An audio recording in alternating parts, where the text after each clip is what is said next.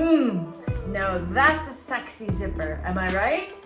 Well, you might be asking, why do I have this crazy tail and why would I ever pick lime green for a red top with a white sleeve? Well, this is a zipper on a mock-up, which makes it that much more sexy. Am I right? So I made this mock-up for a video I did earlier. Check it out. It is all about sleeve gussets. And the question came up about how to put a zipper in your mock-up so that you make sure that it still fits if I was to fit my bodice. So that's what we're going to be talking about today for this week's Tricky Thursday. Let's get into it.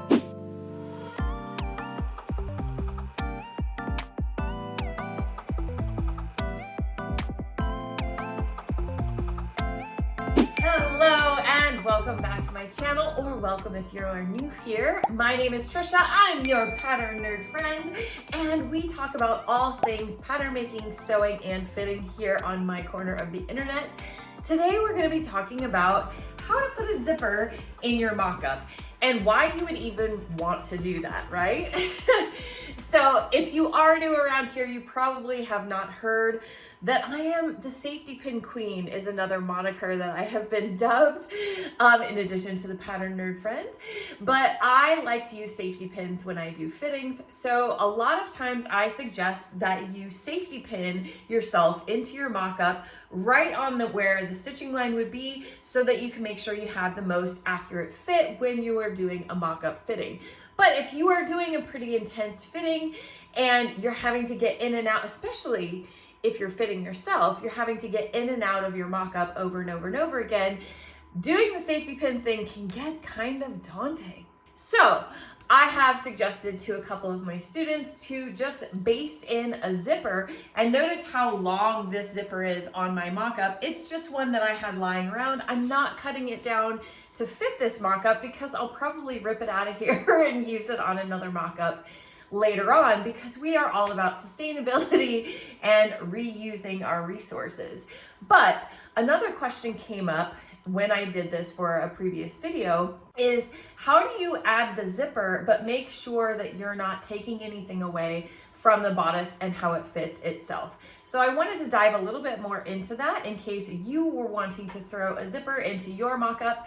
I do want to also say that the zipper being in your mock-up is a lot easier to get in and out. So if you are doing a fitting that is you're having to do a lot of that is going to be helpful, and it's super fast to do because it's a mock-up. So we don't care how pretty it is, but come on, it is sexy when it does zip up. Am I right? Am I right? I mean, is there anything more satisfying than sewing a zipper in that matches perfectly and lines up all right? So another way to utilize a zipper is if you have an opening in the back, you can also use a zipper in the back. And then what I like to do with that is, obviously this is the front, but you would tie a ribbon to your zipper head, and then that way you can, kind of like how surfers get into their wetsuits, but if you had a ribbon connected to the pole, you could just pull that ribbon up and pull that ribbon down to get in and out with a back zipper. So knowing how to put a zipper in your mock-ups can be very helpful, and it's not too much different than how you put a zipper in your regular garments that you would be sewing. It's just a couple of things that I would keep in mind. So let's go over to the table and I'll show you a close-up view of how the zipper is installed and what things I'm paying attention to. Taking a closer look at this zipper, you can see when it is zipped up that the centers do meet up right in the middle of the zipper tape. We call this a kiss zipper.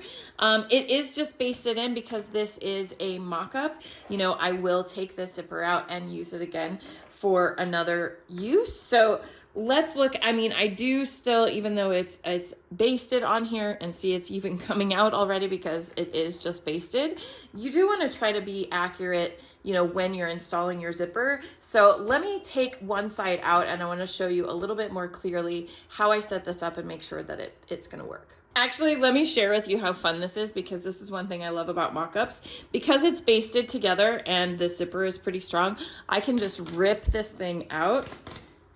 No seam ripper needed. Isn't that so satisfying? Oh, I just love it. Now, whenever I do a mock-up, whether I'm pinning it or adding a zipper, wherever my opening is, I always mark that seam allowance. And usually I give myself 1 inch at least so that I have some wiggle room for letting it out. So in this case, I did a 1 inch seam allowance right there at the front. And even if I was going to safety pin this together, I would still do that line on there for both left and right so that I have that line to pin on, and that's going to be the line.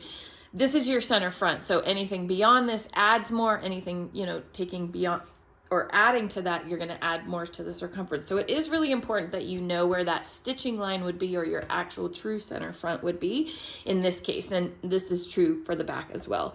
So once I mark that line, then I can fold along that line and make sure that I'm not adding or taking anything away, so that that is going to be my center front when I match up to the other side.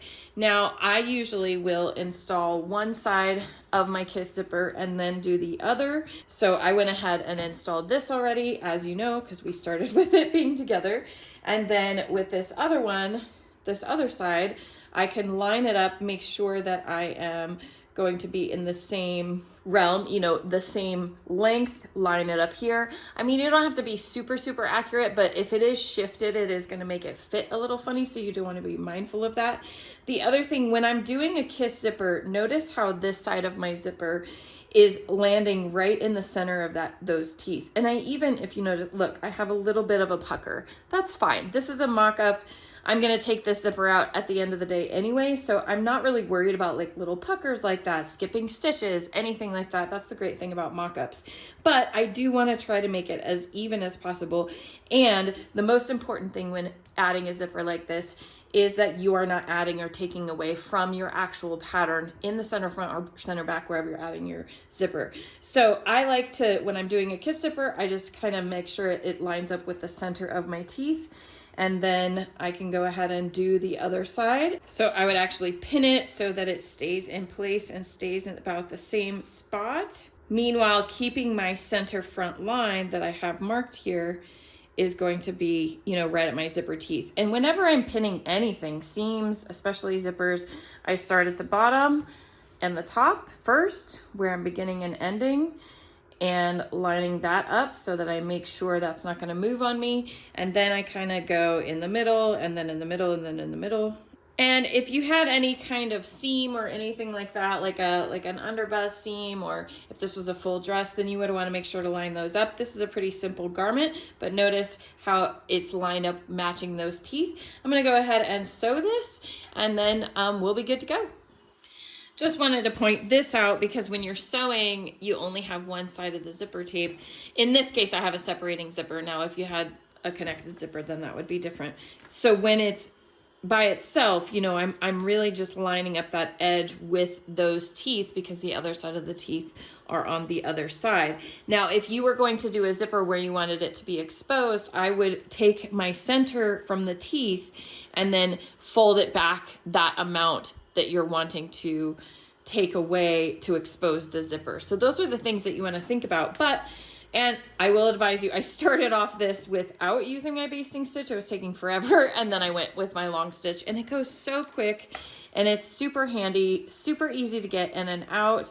So I highly recommend doing this, especially if you're going to be doing a lot of in and out with your mock-ups. But that is how we add a zipper to make it easier for us to do fittings on ourselves. Well, there you go. That's how I use my zippers in my mock-ups when I want to be able to get in and out of my mock-ups quickly. I hope you found this useful, and just have a few tips to keep in mind so that you still get that accurate fit that you are looking for when you're doing a mock-up fitting. And if you love this sort of thing, learning about fittings, learning about pattern making, I really hope that you will check out our first ever inaugural year of PatternCon. PatternCon is happening in Charlotte, North Carolina, August 16th and 17th. It will be 2 days full of classes all about this kind of stuff. We have over 36 classes offered with 17 teachers teaching. We also will have a vendor alley, fabulous keynote speakers like Mimi G and Veronica B. Cole, and an also special presentation by the lovely Kenneth King. So we also are serving hot lunches both days, and we have some special hotel perks that you will get if you stay in the hotel with a free airport shuttle if you're coming in from out of town. It is a no-brainer. We are going to have tons of fun, learn how to level up our skills, and now more than ever is pattern making the skill that is going to help us, especially here in the US, with our resources being taken away from us every day. But if you know how to make your own patterns, or even just adjust the ones that you already own, the world is your oyster, and that's what we're all about at PatternCon, and celebrating and having fun while we're doing it. So if you want to join us in Charlotte, we would love to have you. Check out that link down below. We did already start class registration, but you can still hop in before this session closes and pick your favorite classes, because the certain classes will fill up really soon, and we want to make sure that you get the ones that are going to help you the most on your pattern making journey. All right, that's all we have for you today for this week's Tricky Thursday. Thank you so much for watching, and I will see you next time.